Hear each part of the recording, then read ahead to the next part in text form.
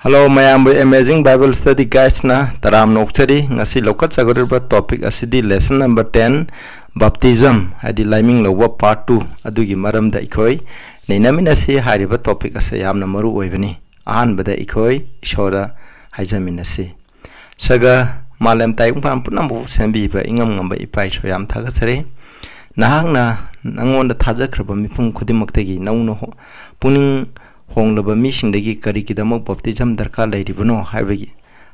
maramda ikoi makata na nainagadawri hairiba nainaba asidana ki thawai asengbaduna singbiu aina ngangba khudimak thawai asengbaduna ngangbiu tari bisnausindaju baptism gi maru oibdo khangduna tawdaba mi oragadi makata na baptism longningai kidamok warip lobang manbiu hawbadagi na loi fawna hana singbiu Prabhu Jesu Christ gi mingda khurumjari amen.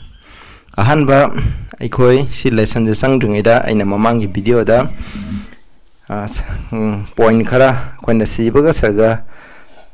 sattabra habdugi maramda aina khatang haijagi hairiba topic aside yamna sawba topic amani adubu aina bible dagi point khara khatang haijagibni maduda kanaguma comment dai snauksna haire Luke 23 ki 43 aside kamdauba ana hai masida English ta aikoi yengminasi English screen da phajana yengbiu aseng bagidi ekhona Greek ki Bible da punctuation comma semicolon adigi full stop singba singdi amata hapte masi translator singduna sana bajaga gi matuina ekhona hena pabada khangbada lining ai gi dama masi hapsalakpani aduna hairi basida ekhona comma ama hek mafam lana thamba matamda mai gi meaning chi yamna lana pui aduna translator ayambagi idea da ekhoi miyeje Sirga sarga satli habigi wakal lairamba yai aduna marum oidana mahangna makoina happy bokoma je today gi mamangda di adi nahak di habigi makada hapani aduna meaning se yamna lana oi di gi makada hapta di mana habje Jesus said unto him verily I say unto thee yishna mongoda harami thangai sengna ina nongonda hari today shall thou be with me in paradise ngasi nang aiga sargada laiminagani habani hairiba numitu muktada huranba nupado ma puning honglaba huranba nupado sargada laiminagani haina masigi texna artha lobi hai adubu tudegi matungda amu hablogadi kari oibra habje mu yengjiko masida habje and Jesus said unto him yishuna mongoda harim verily I say unto thee today I say unto thee today ngasi aina nangonda hairi nang aiga paradise ta laiminagani hamni masigi atraje asumna lawdabne haidi numituda Prabhu Jesu Christ masamak mapagi manakta satyeba ekhona kana misna habe sibaga sarga salaide Prabhu Jesu Christ irai numita sarga sakneba adu sakite ena mamangi video da hajagreba adu itadi Jesu babu numituda mana siba numituda sarga satragati kamaina huranba adu Jesu ka sarga da puna laiminagadino habne laimina deba huram do hujing ngairibani ani shuba hinkalang ngai kidama Prabhu Jesu na ani shuba lang lakpado mahang ngairibane maki mafam sargada lai mak soidna Jesu Christ ga hayeng kona sargada laimina gani haibugi promise to masineba masida karishu samam ngai leite aduga nakoina haiba topic asigi maramde hena khangning bataragadi comment da ibiro ai masigi maramda miobna sibaga sargada sapra satabra aikoi siraga kadai da lei kaidawi haba asina jingbigi maramda khangning ba lairagadi comment da habiramu ai mathangi makha tarakpa video da ai shoidana full bible text mahauron dagina revelation powda asibigi maramda shol gi maramda spirit gi maramda ngangbudu gi maramda ikoi nainaminasi hena machatana khangning ai gi dama maduni sida khoi changsala se para ngasigi amazing bible study guide lesson number 10 Kena part 2 mamang da question mapan ina kare ngasina tarasuba question lokhasari kari gidamak baptism ase puning olaba papi amana thuna tauba darka oirabno aije puning ola ai Prabhu Jesu kanbi mapune ne thajagre mana sigi besna ai gi pap kopin ngai amata ngai balambine thajagre ai puning ola adoi ta de puning ola ba mi amna mangon baptism thuna tauba darka leise kari gino haibini sidaida aikona Acts 22 ki 15 section da Paul na thengna gi experience ko Prabhu Jesu Christ ma thengna da Damascus ki lambi da puning ole adu matam da kari phawbra habdo yengse maram di mi puna mona nahana ukraba amsung takraba adu gi maram da nahang nas महाकी साखी होगनी ईश्वर की साखी पीरने मफम खुदिंग the चलगा मा पोल जे ईश्वर न खंदोख्रबा साखी पीनिंगाय मीनि हाबनि 15 दा हाइजे 16 दा हौदि नहांग न थिनथरिबा करिगिनो हौगलु बप्ताइज लो अमसुंग इबुंगो गी मिंग कौजदुना ना पाप साम थोकचौ हाबनि से थिनथरनु हाबनि नंग पुनिंग ओले नंग प्रभु यीशु ख्रिस्ट दे कंबी मपुने ने याखरे लोक्सन खरे नंग पुनिंग ओले नंग हाना तरोमदो फते हाबदो खंखरे अदुना नंग करिगी थिनथरिबनो थिनथरगनु नंग हौजि इबुंगो गी मिंग दा बप्ताइज लो अदुगा कैदौबा कौजदुना ना पाप साम थोकचौ हाबनि सिदाय जे मसीगी कंटे मसीगी टेक्स्ट ना हाबजे केनो अखोइना पुनिंग ओलगा अखोइना प्रभु यीशु ख्रिस्ट गी मिंग दा बप्ताइज तौबो मतमदा अखोइगी पाप से सामथोकपी हाबजे मसिने अदुगी मतुंग पाप सामथोकपी हाबजे मसिदा लई हाबदो मसिना यामना दरकार लेबे इसिनाउसा अदुना अखोइना कईगिदमक थुना दरकार लैरिबनो हाइबा मतमदा मसि अखोइना काउरोइदबनेबा मसिदको मसिदा अखोइना हेक पुनिंग ओनबा मतमदा अखोइना काउर इशोना अखोइदा पुनिंग ओनबा मतमदा अखोइदा तो अखोइगी पाप कोपी अखोइगी हौकिबा पुनसि काउथोकपी अदुगा अखोइना अंगक मोंगदा अखोइजे थवाई गोइबा इशोगा माननिंगाई गिदमक लंबी अदुदा अखोइजे लमचा साजचे होंदोकपा हौरेबा अदुगा अखोइजे माकी मसा नुपी सिंग अदो ओइना अखोइजे योएबा हेक पुंग होलगा बप्ताइज तौख्रबा मतम अदुदगिदि इस्नाउसा अदुना कोइना पुंग ओलगदि अखोइ खुदकता बप्ताइज तौगदबनी मरमदि मसी साकी अमजुनेबा इशोगी दमा मथंगी क्वेश्चन दा बप्तिजम की दमक थौरांग तौबदा क्याम कुइना चंगब्राइबनी कोइना बप्तिजम तौबदा क्याम कुइना थौरांग तौगनी चंगनी हाबजे मसिने होय आंगा अमना बप्तिजम तौनिंगाई की दमकति माना अचुमबदो फजना बाप ताना खंगबा माना दरकार लेको अदुना तब अहल ओइरबा इखोना बप्तिजम तौबो मतमदा क्याम कुइना चंगी हाबजे मसि मिदुगी मखा पोलेको कोइना मतम क्याम गायरगा सही क्या थिंदरगा कनो तौबा मिसिंग लै अदुबु बाइबल देगी अखोय यंगसे बाइबल देगी खुदम खरा अखोयने यंगसे अखोयना इथियोपिया गी अखोयना इनक हारिबा नुपादो सेंगाव सेनाबा नुपा मखोयगी पैसा पानाबा नुपा अदो महाकसे केदोई हाइबा मतमदा ईश्वरगी वपा ओदो फिलिप तैगी माना हेक ताबा मतमदा प्रभु यीशु ख्रिस्ट जे कनबीबा मपुनी महाक सिबदगी हिंकरे करे हेक ताबा मतमदा मखोयना दोलाई तोंगका चलिङैदा लंबीदा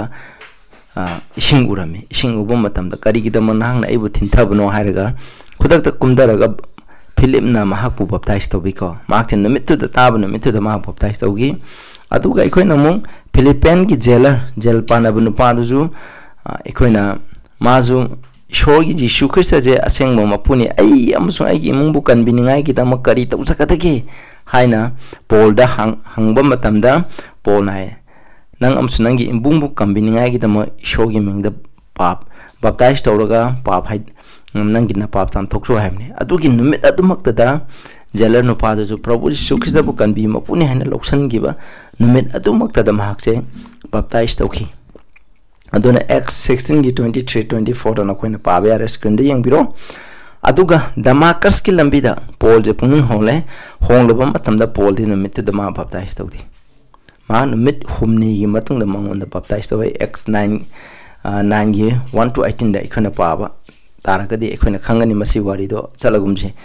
मरमदि मंगोंदा मतम खंथानिंगाई की तम मतम इशोना पिबी करीगिदमक महांगना हाना तमखरबा फरिसी अमा ओइरंगनाय गिदमक ईश्वरगी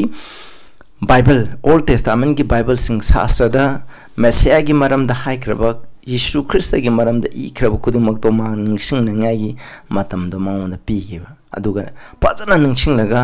प्रभुदा थोकिबा खुदुमक तो तौखिबा खुदुमक तो उरकाना माना चुम्मी हाइबदो खंग फजना कन्विंस तौबदो नुमित हुमनी संखेबा अदुई मतुंगदा महाकसे बप्ताइज तौकी अदुगा इखोइना मु कोनेलियस की वारी जुताई मार्क्सु पीटर न कौरे हाय माकी ममांगददि ईश्वरगी अचुंबा लंबीदि थीबा मीनी हानादगिदि थीरकपा मीनी अदुबु प्रभु यीशु ख्रिस्तगी मरमदा महाना नुमित्तुदा हेक ताबा मतमदा पीटर न मखोई इमुंगदा वपाउ संदोकपदो ताबा मतमदा मा अमसुंग मागी इमुंगदा लेरिबा मिपुंग खुदिमक्तो हायरबा नुमित असिमक्तदा बप्ताइज तौखेबा aduna aikoju aikogi thajabagi matungna mimina baptism tawbagi matamse mimi adugi makha phole koina asumba hek tabaga hawdubu ayamba hojik church nadi asumba hek tabu numita mi je baptize tawbidre maramdi asumbudo makhoi church ki asumbudo hana takpiraga fajana khangalaba matungda tawbi maramdi hek baptize tawga khudakta mi meyam rum sanskarak taba tang pana tawkhiba mi meyam su yawe aduna maramudin asumbudo hana fajana khangalaba matungda makhoi tawbi masi kari su kaide trying to suba question da lamchal all of me amana baptize tawbada karamna ishona phau brabse yamna maru oiba question ni ko ikoi je baptize tawre ko je phajana pungning ole aduga ikoi je baptize tawre adu matamda ishona hairi baptize tawruba nupa nupi da kari phau bra hamni kona bible de yengse kona Matthew 3:16-17 da kona prabhu jesu christ gi wadi kona khange sega 16 da adubu jishuna monda khomki hausik ti asumna yaro madam di mato asumna aikoina dharma senba ki thabak puna mapung phanba matik chabani maduda zona ma ki wa adu yare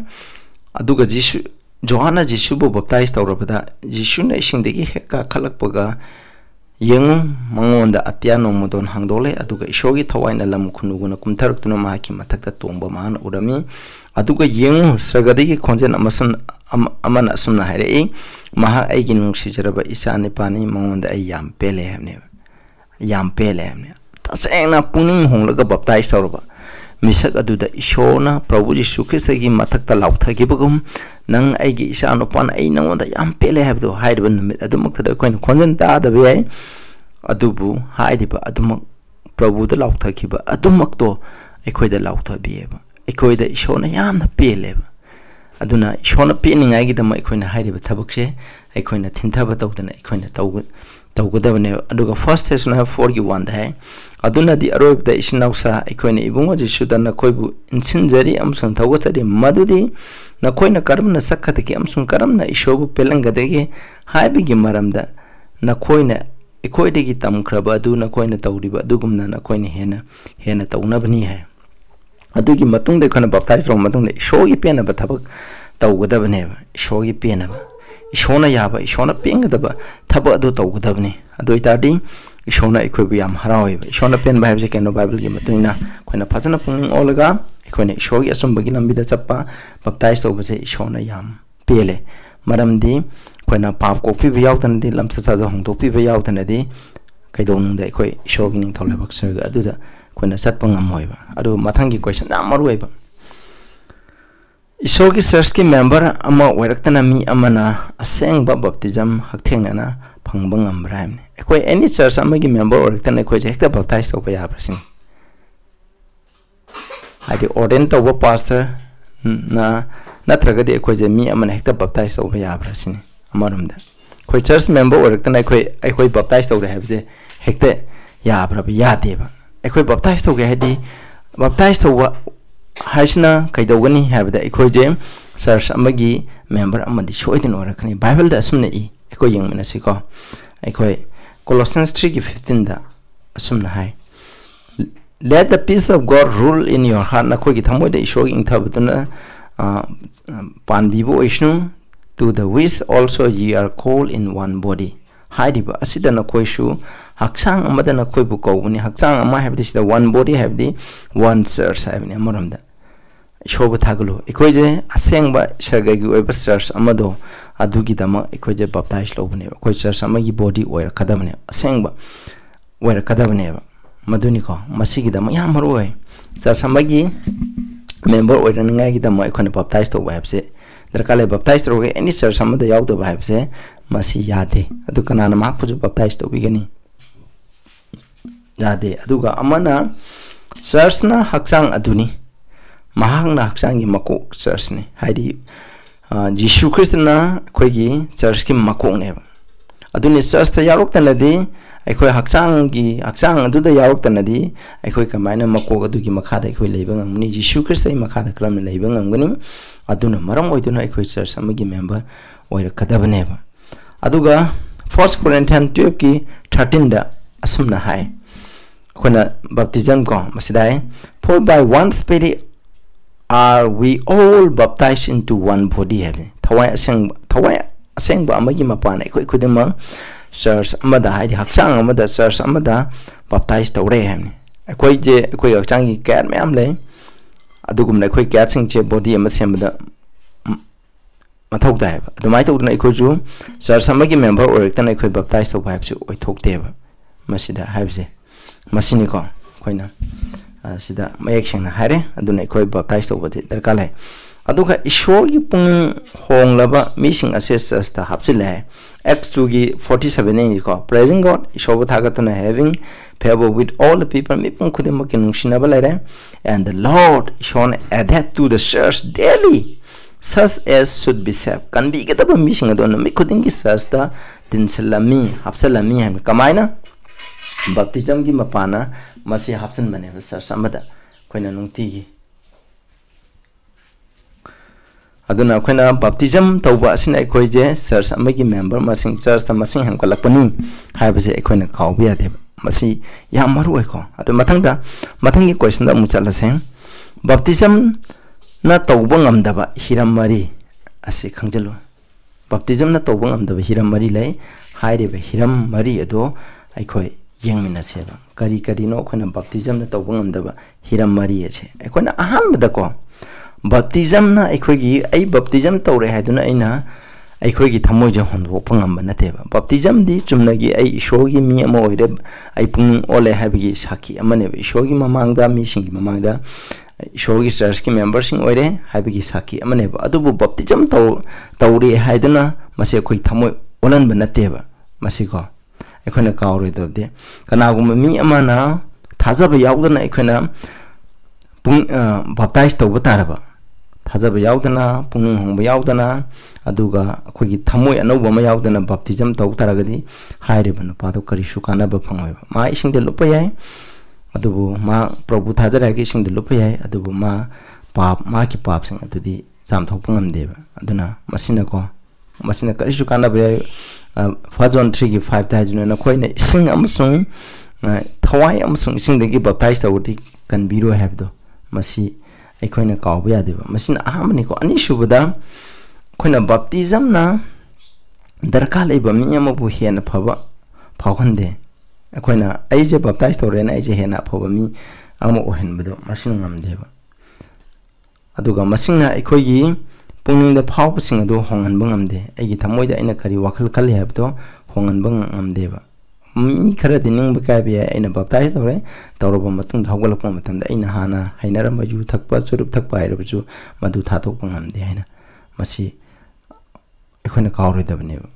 masi olan bakari sungamde ko baptism na ahum sab subana ekhona baptize tawra haidon da saitan athemba thengna ro have leite baptism na ekhoi athemba tudegi kanthokte baptism tawroba matung de athemba hena thengna rakpa yai maramdi ekhona shogi asumba lambi do satningai gi da mohon rakpada yamna ko ekhoi saitan ekhoibu molani ngai gi da mo honarieba enko aduga adu yishuna ju khoina wasak pathene khoina Hebrew 13:5 I will never leave you nor forsake you aina nangbu kaidongunda thadok lo hebje khoina shorta siana pairing indian thado aduna temptation haibje lakani adubu madu nan thongningai gi lambi di shona sembi gini 1 Corinthians 10 gi 13 de khoina phajana pa batara gadi khangne temptation lakani ai aina ngambagi sang adugi matuina aingonda thajaba khitang regadi athemba khitang lakani yam chawgana yamna chaw lakani adubu baptism tawredana ai athemba laro heaven nate baptism tawrusu athemba de andum lakani aikoina sarga satri phawba aikoina Prabhu Jesu Christ ka sarga da laimina tri bo phawba aikoi tang pandal hingliba makaidi athemba haibse aikoina andum lakani aduga mathangda kawrodobana baptism na ai baptism tawre haidana haidba nupa da soidana arang khubam phangani haiba leite heko baptism na ibu kan bire haiba dudi leite ba hoi baptism tawdabadi yate aduga baptism na ibu kan bire haiba gi leite ba mase salvation haiba je prabhu ekhoina nauna polava matamda ekhoina prabhu Jesu Christ dagi phangba ano khudola maneba free gift neba aduna haidi basina baptism jina ikhoje puning ola habigi khudam symbol amaneba namuna amani ko ikhoje aduna haidi base ikhoina kawroi dabadi sineba ꯑꯩꯈꯣꯏꯅ ꯕꯥꯞꯇꯤꯖꯝ ꯇꯧꯗ꯭ꯔꯤꯉꯩꯒꯤ ꯃꯃꯥꯡꯗ ꯑꯩꯒꯤ ꯂꯝꯆꯠ ꯁꯥꯖꯠꯇ ꯑꯩꯉꯣꯟꯗ ꯑꯑꯣꯟꯕ ꯑꯩꯈꯣꯏꯗ ꯅꯧꯅ ꯄꯣꯛꯄꯁꯦ ꯂꯥꯛꯇ꯭ꯔꯕ ꯃꯁꯤꯅ ꯑꯩꯈꯣꯏꯗ ꯕꯥꯞꯇꯤꯖꯝ ꯇꯧꯔꯦ ꯍꯥꯏꯅ ꯑꯩꯈꯣꯏꯗ ꯀꯔꯤꯁꯨ ꯀꯥꯟꯅꯕ ꯂꯩꯔꯣꯏꯕ ꯑꯩꯅ ꯕꯥꯞꯇꯤꯖꯝ ꯇꯧꯔꯛꯏꯁꯤꯅ ꯀꯥꯔꯦ ꯍꯥꯏꯔꯒ ꯑꯩꯒꯤ ꯑꯁꯦꯡꯕ ꯄꯨꯛꯅꯤꯡ ꯍꯣꯡꯕ ꯃꯤ ꯑꯣꯏꯇꯥꯔꯒꯗꯤ 이룹ꯄꯗꯨꯒ ꯂꯣꯏꯅꯅ ꯑꯩꯒꯤ ꯄꯥꯞ ꯈꯨꯗꯤꯡꯃꯛ ꯃꯥꯡꯈꯤꯒꯅꯤ ꯑꯗꯨꯒ ꯑꯅꯧꯕ ꯄꯨꯟꯁꯤ ꯑꯃ ꯍꯤꯡꯒꯅꯤ ꯑꯩ ꯕꯞꯇꯥꯏꯖ ꯇꯧꯔꯦ ꯍꯥꯏꯔꯒ ꯑꯅꯧꯕ ꯄꯨꯟꯁꯤ ꯑꯩꯅ ꯍꯥꯟꯅ ꯍꯤꯡꯂꯝꯕ ꯌꯨ ꯊꯛꯄ ꯆꯥꯕ ꯊꯛꯄ ꯉꯥꯎꯕ ꯑꯗꯨꯒ ꯄꯥꯞ ꯇꯧꯕ ꯁꯥꯎꯒꯟꯕ ꯀꯜꯂꯛꯄ ꯃꯤꯍꯧꯕ ꯌꯦꯡꯊꯤꯕ ꯂꯩꯔꯝꯕ ꯈꯨꯗꯤꯡꯃꯛꯇꯣ ꯊꯥꯗꯣꯛꯄ ꯉꯝꯗ꯭ꯔꯒꯗꯤ ꯑꯩꯅ ꯕꯞꯇꯥꯏꯖ ꯇꯧꯈ꯭ꯔꯦ ꯍꯥꯏꯔꯅꯁꯨ ꯑꯩꯕꯨ ꯀꯟꯕꯤꯕꯗꯣ ꯉꯝꯃꯣꯏꯕ ꯏꯆꯤꯟꯅꯥꯎꯁꯥ ꯍꯥꯏꯔꯤꯕ ꯍꯤꯔꯝ ꯃꯔꯤꯁꯦ ꯑꯩꯈꯣꯏꯅ ꯀꯥꯎꯕ ꯌꯥꯗꯦꯕ ꯏꯆꯤꯟꯅꯥꯎꯁꯥ ꯑꯗꯨꯅ ꯑꯩꯈꯣꯏꯅ ꯂꯦꯁꯟꯁꯦ ꯑꯁꯤꯗ ꯉꯁꯤꯒꯤꯗꯤ ꯂꯣꯏꯁꯤꯟꯖꯔꯒꯦ ꯑꯗꯨꯒ ꯃꯊꯪꯗ ꯕꯞꯇꯤꯖꯝꯒ ꯃꯔꯤ ꯂꯩꯅꯕ ꯀꯣꯏꯁꯟ ꯈꯔ ꯑꯩꯈꯣꯏ ꯃꯊꯪꯒꯤ ꯍꯞꯇꯥꯗ ꯑꯩꯈꯣꯏ ꯑꯃꯨꯛ ꯅꯩꯅꯕꯤꯁꯦ ꯑꯗꯨꯒ ꯅꯈꯣꯏꯅ ꯑꯦꯅꯤ ꯕꯞꯇꯤꯖꯝꯒ ꯃꯔꯤ ꯂꯩꯅꯕ ꯅꯈꯣꯏꯅ ꯈꯪꯗꯕ ꯀꯔꯤꯒꯨꯝꯕ ꯋꯥꯍꯪ ꯂꯩꯔꯒꯗꯤ ꯀꯃꯦꯟꯗ ꯄꯤꯕꯤꯔꯝꯃꯨ ꯑꯩꯅ ꯀꯃꯦꯟꯗ ꯐꯖꯅ ꯍꯥꯞꯆꯔꯛꯀꯦꯕ ꯏꯆꯤꯟꯅꯥꯎꯁꯥ ꯑꯗꯨꯅ ꯕꯞꯇꯤꯖꯝ ꯇꯧꯕꯁꯤ ꯌꯥꯝ ꯗꯔꯀꯥꯔ ꯂꯩ ꯃꯔꯝꯗꯤ ꯑꯩꯈꯣꯏꯅ ꯅꯧꯅ ꯄꯣꯛꯂꯕ ꯃꯤꯁꯤꯅ ꯕꯞꯇꯥꯏꯖ ꯇꯧꯕꯒꯤ ꯃꯄꯥꯟꯅ ꯑꯩꯈꯣꯏꯗ ꯄꯥꯞ ꯀꯣꯛꯄꯤꯗꯨꯅ ꯑꯅꯧꯕ ꯄꯨꯟꯁꯤ ꯑꯃ ꯍꯤꯡꯕ ꯐꯪꯉꯦꯕ ꯑꯗꯨꯒ ꯑꯩꯈꯣꯏꯅ ꯅꯧꯅ ꯄꯣꯛꯇꯅ ꯃꯤꯅ ꯇꯧꯅꯩ ꯍꯥꯏꯗꯨꯅ ꯄꯪꯇꯧ ꯇꯧꯕꯗꯨꯅꯗꯤ ꯑꯩꯈꯣꯏꯕꯨ ꯀꯟꯕꯤꯔꯣꯏ ꯕꯞꯇꯤꯖꯝꯅ ꯑꯩꯈꯣꯏꯕꯨ ꯀꯟꯕꯤꯔꯣꯏ ꯑꯁꯦꯡꯕ ꯄꯨꯛꯅꯤꯡ ꯑꯣꯜꯂꯕ ꯃꯤ ꯑꯃꯅ ꯕꯞꯇꯥꯏꯖ ꯇꯧꯕ ꯑꯁꯤꯅ ꯃꯍꯥꯛꯄꯨꯗꯤ ꯀꯟꯕꯤꯕ ꯉꯝꯒꯅꯤꯕ ꯏꯆꯤꯟꯅꯥꯎꯁꯥ ꯑꯩꯈꯣꯏ ꯀꯥꯎꯒꯨꯝꯁꯤ ꯑꯗꯨ ꯀꯅꯥꯒꯨꯝꯕ ꯑꯩꯈꯣꯏꯅ ꯏꯁꯣꯔꯒꯤ ꯑꯆꯨꯝꯕ ꯈꯪꯂꯒ ꯍꯧꯖꯤꯛ ꯐꯥꯎꯕ ꯕꯞꯇꯤꯖꯝ ꯇꯧꯕꯗ ꯊꯤꯟꯊꯕ ꯂꯩꯔꯒꯗꯤ ꯊꯤꯟꯊꯕ ꯇꯧꯕꯤꯒꯅꯨ ꯌꯥꯔꯤꯉꯩ ꯑꯩꯈꯣꯏꯅ ꯃꯇꯝꯁꯦ ꯂꯩꯔꯤꯉꯩꯁꯤꯗ ꯑꯩꯈꯣꯏ ꯊꯨꯅ ꯄ꯭ꯔꯚꯨꯅ ꯂꯥꯛꯄꯁꯨ ꯅꯛꯈ꯭ꯔꯕꯅꯤ ꯊꯨꯅ ꯁꯦꯝ ꯁꯥꯗꯨꯅ ꯈꯪꯗꯕ ꯀꯌꯥ ꯂꯩꯔꯒꯁꯨ ꯅꯈꯣꯏꯒꯤ ꯄꯥꯁꯇꯔꯁꯤꯡ ꯂꯨꯆꯤꯡꯕꯁꯤꯡꯗ ꯍꯪꯕꯤꯔꯣ ꯑꯗꯨꯒ ꯐꯖꯅ ꯅꯩꯅꯕꯤꯔꯒ ꯊꯨꯅ ꯕꯞꯇꯥꯏꯖ ꯇꯧꯔꯒ ꯏꯁꯣꯔꯒꯤ ꯆꯔꯆ ꯑꯃꯒꯤ ꯃꯦꯝꯕꯔ ꯑꯃ ꯑꯣꯏꯔꯛꯁꯦꯕ ꯑꯩꯈꯣꯏꯅ ꯕꯞꯇꯥꯏꯖ ꯇꯧꯗꯅꯗꯤ ꯆꯔꯆꯀꯤ ꯃꯦꯝꯕꯔ ꯑꯣꯏꯔꯛꯄ ꯌꯥꯔꯣꯏ ꯍꯥꯏꯗꯤ ꯈ꯭ꯔꯤꯁꯇꯒꯤ ꯃꯈꯥꯗ ꯑꯩꯈꯣꯏ ꯂꯩꯕ ꯉꯝꯃꯣꯏꯕ ꯑꯗꯨꯅ ꯍꯥꯏꯔꯤꯕ ꯁ꯭ꯇꯦꯞꯁꯦ ꯊꯨꯅ ꯂꯧꯕꯤꯌꯨ ꯑꯗꯨꯅ ꯉꯁꯤꯒꯤꯗꯤ ꯃꯇꯥꯡ ꯑꯁꯤꯗ ꯂꯣꯏꯁꯤꯟꯖꯔꯒꯦ ꯇꯥꯕꯤꯔꯤꯕ ꯃꯌꯥꯝꯗ ꯏꯁꯣꯔꯅ ꯕꯣꯔ ꯄꯤꯕ ꯑꯣꯏꯁꯅꯨ ꯑꯦꯅꯤ ꯅꯈꯣꯏꯅ ꯕꯥꯏꯕꯜꯒ ꯃꯔꯤ ꯂꯩꯅꯕ ꯈꯪꯅꯤꯡꯕ ꯇꯣꯄꯤꯛ ꯂꯩꯔꯒꯗꯤ ꯍꯪꯕꯤꯔꯛꯑꯣ ꯁꯣꯏꯗꯅ ꯕꯥꯏꯕꯜꯒꯤ ꯃꯇꯨꯡ ꯏꯟꯅ ꯑꯩꯈꯣꯏꯅ ꯈꯨꯝꯖꯒꯅꯤ ꯑꯗꯨꯒ ꯑꯅꯧꯕ ꯃꯤ ꯑꯣꯏꯔꯒꯗꯤ ꯆꯦꯅꯦꯜ ꯑꯁꯤꯕꯨ ꯁꯕꯁꯀ꯭ꯔꯥꯏꯕ ꯇꯧꯕꯤꯌꯨ ꯀꯩꯅꯣ ꯂꯥꯏꯛ ꯁꯤꯌꯔ ꯇꯧꯕꯤꯌꯨ ꯃꯔꯨꯞ ꯃꯄꯥꯡꯁꯤꯡꯗ ꯁꯤꯌꯔ ꯇꯧꯕꯤꯌꯨ ꯏꯁꯣꯔꯒꯤ ꯑꯆꯨꯝꯕ ꯋꯥꯐꯥꯎꯁꯦ ꯑꯩꯈꯣꯏ ꯁꯟꯗꯣꯛꯄꯗ ꯅꯈꯣꯏꯁꯨ ꯁꯔꯨꯛ ꯌꯥꯎꯕꯤꯌꯨꯅ ꯑꯩꯅ ꯃꯌꯥꯝꯗ ꯍꯥꯏꯖꯔꯤ ꯄ꯭ꯔꯊꯅꯥ ꯇꯧꯃꯤꯟꯅꯁꯦ ꯁꯔꯒꯗ ꯂꯩꯕ ꯏꯄꯥ ꯌꯥꯝ ꯊꯥꯒꯠꯆꯔꯦ ꯑꯩꯈꯣꯏꯅ ꯕꯞꯇꯤꯖꯝꯅ ꯀꯔꯤ ꯇꯧꯕ ꯉꯝꯕ ꯉꯝꯗꯕꯗꯨꯒꯤ ꯃꯔꯝꯗ ꯑꯩꯈꯣꯏ ꯅꯩꯅꯈ꯭ꯔꯕ ꯈꯨꯗꯤꯡꯃꯛ ꯑꯁꯤꯗ ꯅꯍꯥꯛꯅ ꯕꯣꯔ ꯄꯤꯕ ꯇꯥꯔꯤꯕ ꯏꯆꯤꯟꯅꯥꯎꯁꯤꯡꯗ ꯊꯋꯥꯏ ꯑꯁꯦꯡꯕꯗ ꯉꯥꯡꯕꯤꯗꯨꯅ ꯑꯆꯨꯝꯕꯁꯤꯡꯁꯦ ꯑꯩꯈꯣꯏꯒꯤ ꯊꯃꯣꯏꯗ ꯊꯝꯂꯒ ꯏꯟꯗꯨꯅ ꯆꯠꯄ ꯉꯝꯕ ꯑꯣꯏꯍꯟꯕꯤꯌꯨ ꯄ꯭ꯔꯚꯨ ꯖꯤꯁꯨ ꯈ꯭ꯔꯤꯁꯇꯒꯤ ꯃꯤꯡꯗ ꯈꯨꯔꯨꯝꯖꯔꯤ ꯑꯃꯦꯟ